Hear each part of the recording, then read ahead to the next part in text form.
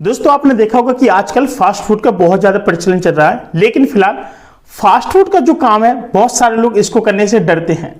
लोगों को लगता है कि समाज में लोग क्या कहेंगे क्या नहीं कहेंगे, लेकिन आज की जो अर्निंग सबसे ज्यादा है वो फास्ट फूड में ही है, क्योंकि भगवान ने जिसको पेट दिया तो उसको खाना तो पड़ेगा ही। और मेन चीज है कि इसी पर्पज से आजकल जो महिला हैं दिल्ली के अंदर, मुंबई के अंदर, कानपुर, लखनऊ, प्रत्येक सिटी के अंदर सबसे ज्यादा आगे हैं।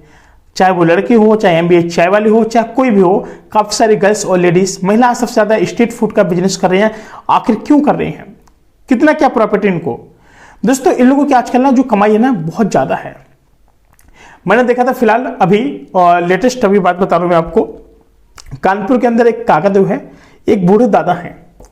वहां पर वो क्या करते हैं कि आज भी वो अपने पराठे का प्राइस 10 रुपए रखे हैं और भयंकर तरीके से उनका जो बिजनेस चलता है। सुबह 4:30-5 बजे अपना ठेले लगा देते हैं और दिन के 2 बजे तक बेचते हैं और लगातार बहुत भयंकर सप्लाई होता है उनका। काफी ज्यादा पतले पतले, अगर आपने देखा होगा, अगर आप मेरा वीडियो देख रहे हैं कानपुर से तो आप लोग जानते होंगे कि ओम चौराहा के पास ही है, ओम चौराहा के पास, ठीक है, काकादेव पर। तो दोस्तों उनकी जो अर्निंग है ना बहुत अच्छे तरीके से है। वो एक दिन में कह रहे थे कि बेटा मैं कम से कम 600 आराम से निकाल लेता हूँ पराठे।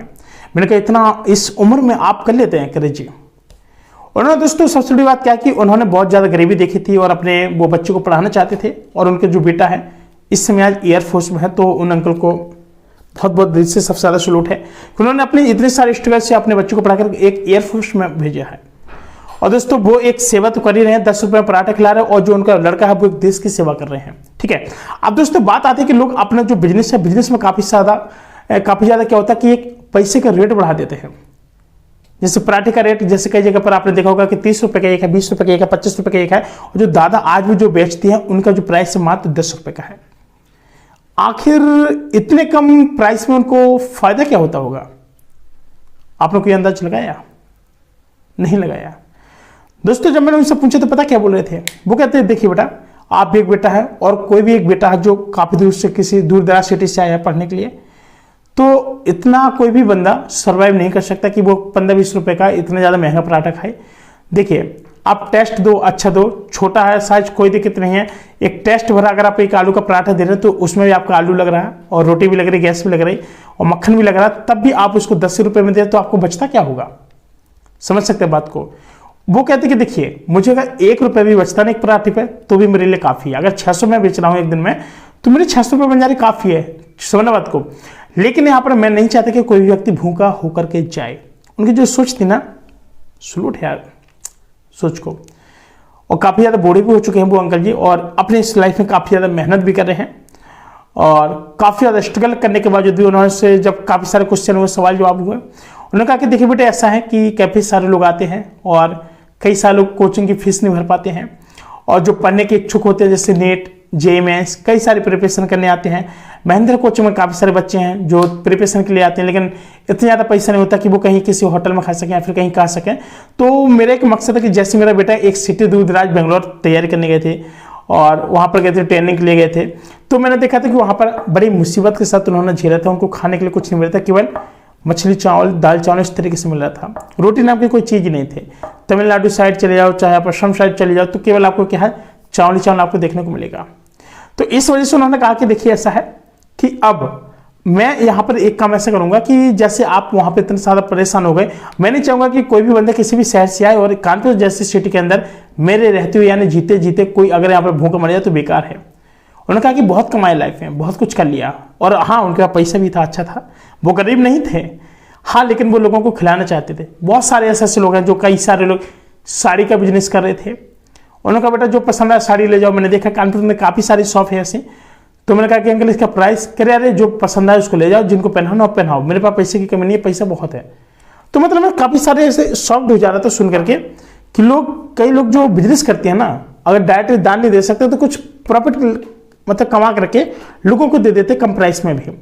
आखिर जो ऐसे लोग होते हैं इनके पास जो एक अंधाधुंध कमाई होती है और एक बिजनेस होता है बहुत अच्छा, और वो अगर किसी को डायरेक्टली हेल्प नहीं कर पाते हैं, अगर कोई परचेस करने आए तो उनको कम प्राइस पे भी दे दिया जाता है। काफी सारे मैंने ऐसे शॉप देखे हैं, ठीक है, अपनी आंखों से देखे हैं। और जो मैंने एक एक्सपीरियंस लिया कि काफी सारे लोग इस तरीके का काम करते हैं, नेक का काम करते हैं, तो उनको काफी सारी दुआ भी मिलती है, ऊपर वाला भी दुआ देता है। लेकिन आपको बता दें कि अगर आप लोग कोई भी पराठे का बिजनेस कर रहे हैं या फिर आप लेडीज से कुछ भी हैं, तो आप लोगों को बता दें दोस्तों, आप लोग भी यहाँ पर बहुत अच्छे से पैसा कमा सकते हैं कहीं भी।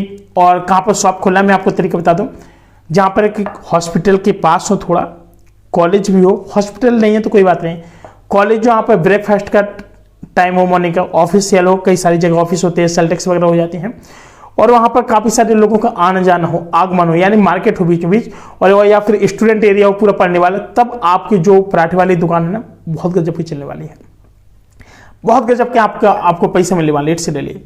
और आप लोग जिस तरीके से ऐसे जब आप काम करेंगे ना, तो आपको यहाँ पर दिन की जो कमाई है ना, कसम से बता रहा हूँ दोस्तों, कम से कम आप लोग इतना सारा पैसे कमा लोगे ना। अगर आपका दिन में अगर 500 पराठे भी अगर निकल रहे हैं ना, 500 पराठे समझ रहे बहुत होते हैं।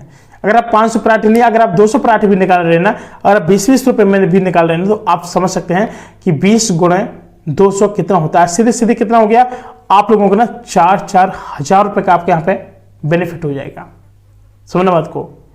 और जो इस तरीके से जो आप काम करते हैं ना, कि जैसे आपने 200 पराठे का मान के चलो एक अंदाज लगा लिया, 200 पराठे हो गए, अब आपको क्या है कि 20 रुपए की एवरेज से बेचना है, 4000 आपका हो गया। 4000 में से आप अपनी लागत अगर सब कुछ निकाल दो, कम से कम 1000 रुपये निकाल दो, 3000 रुपये बचा। आसानी से आप 3000 रुपये बना करके आप लोग अपने घर पे आसानी से आ सकते हैं, कोई इशू नहीं होगा, बहुत आसानी से इतना आप लोग रुपए कमा सकते हैं, ठीक है। तो अगर आप लोग इस तरीके से कुछ बिजनेस करना चाहते हैं तो आज ही आप लोग उठिए और अपने स्ट्रीट फास्ट फूड बिजनेस को आप लोग स्टार्ट कीजिए, ताकि आपकी भी एक अच्छे से बहुत अच्छी अर्निंग हो सके। मिलता हूं दोस्तों एक नए वीडियो में, तब तक के लिए नमस्कार, जय हिंद, वंदे मातरम।